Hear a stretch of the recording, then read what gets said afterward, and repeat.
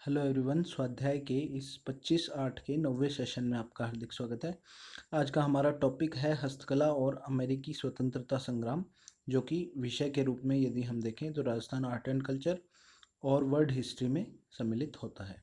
Telegram channel से भी आप लोग जुड़ सकते हैं और ये चैनल का संक्षिप्त परिचय है। आप लोग यदि नए हैं तो इसे पॉज कर जरूर पढ़ें और पुराने वीडियोज़ भी देख लीजिए। आज के हमारे प्रश्न हैं, निम्नलिखित पर संक्षिप्त टिप्पणी कीजिए 50 शब्दों में। बादले और छपाई कला जो कि सांगानेर की है, इस पे हमें 50 शब्दों में टिप्पणी करनी है।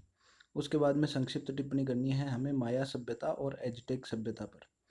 फिर 3G से क्या अभिप्राय है, ये 15 शब्दों में बताना है।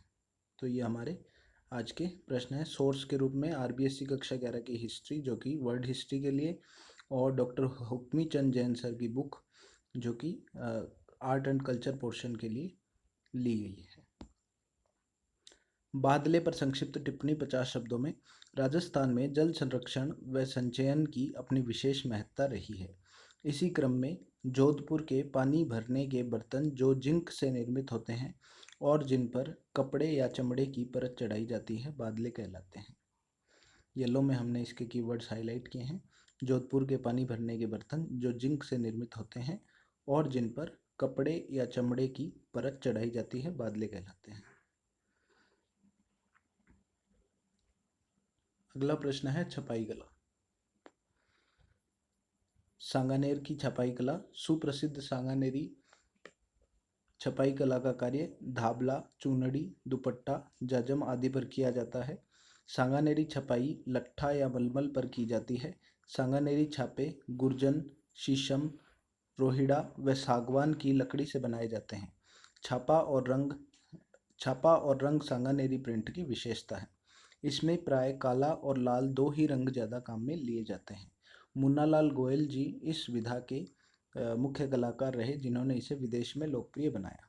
तो इसमें जो कीवर्ड्स हैं वो है सांगानेरी छापे गुर्जन, शीशम, रोहिड़ा और सागवान की लकड़ी पर, और इसमें काला व लाल दो ही रंग ज़्यादा काम में लिए जाते हैं, और मुन्नालाल गोयल इसके फेमस कलाकार हैं। अगला हमारा प्रश्न है माया सभ्यता।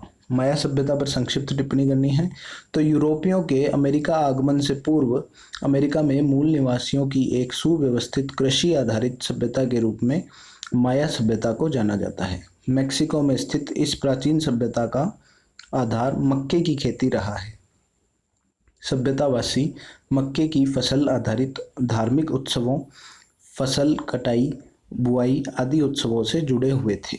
तो ये माया सभ्यता मेक्सिको में स्थित थी। यूरोपीय वासी जो अमेरिका में अपने औपनिवेशिक फैलाव के रूप में पहुंचे थे, उससे पूर्व वो यहाँ पे माया सभ्यता सुविकसित थी। ये आप मैप में भी देख सकते हैं माया सभ्यता, जो ये ग्रीन कलर में आपको दिख रहा है मेक्सिको में। ये पनामा नहर है यहाँ पे। नॉर्थ अमेरिका और साउथ अमेरिका का ये मैप है। तो ऊपर नॉर्थ अमेरिका में आप माया सभ्यता ग्रीन में, और येलो में आप एज़टेक सभ्यता देख पा रहे हैं। इसी तरह की एक सभ्यता नीचे साउथ अमेरिका में भी थी,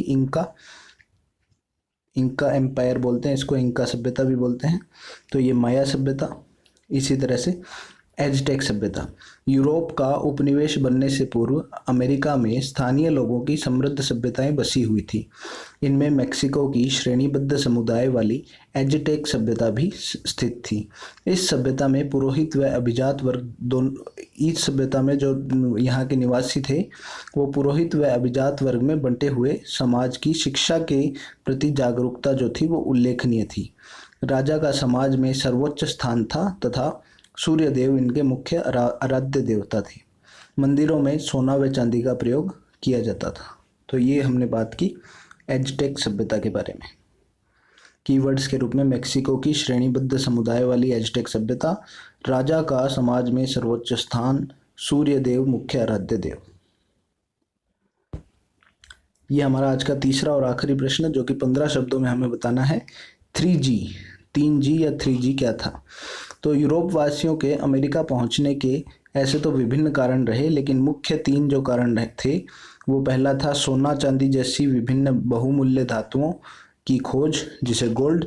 दूसरा विस्तारवाद, ग्लोरी, अपने साम्राज्य को, अपने जो एक देश के साम्राज्य के रूप में औपनिवेशिक साम्राज्य को विस्तार करना, दैट इज ग्लोरी, और ईसाई धर्म का प्रचार करना जो कि गॉड से संबंधित था। ये तीन जो थे मुख्य कारण थे। इन्हीं तीनों को 3G के नाम से जाना जाता है। तो ये 3G थ्योरी थी जिसके कारण से यूरोपवासी अमेरिका में पहुंचे। तो ये हमारा आज का सेशन था। आपको कैसा लगा इसके बारे में कमेंट में अपनी राय जरूर दीजिएगा। Thank you.